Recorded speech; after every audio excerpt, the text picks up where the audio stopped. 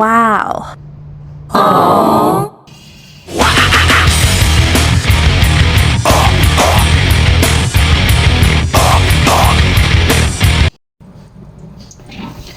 Yan, inilagay na natin ang sibuyas.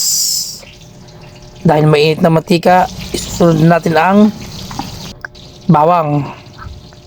Pagkatapos ng ating bawang at medyo nating lulutuin na konti yan, isunod na natin yung luya. At pagkatapos ng luya na yan, ilagdag natin yung laurel na dahon para medyo lumbas yung aroma ng laurel. At aking ginasamot muna yan. Yan, nilagdag ko na rin yung sili. At pinudbud ko na dyan sa manok, curry powder. Lagyan ko na ng nor. Yan, sama-sama na sila together diyan. Para naman kumapit yung lasa sa manok.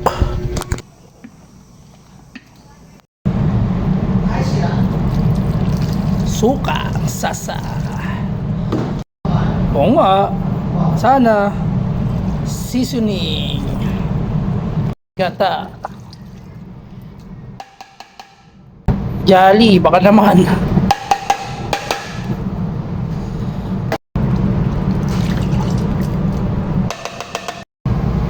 Lagyan natin ng konting asukal.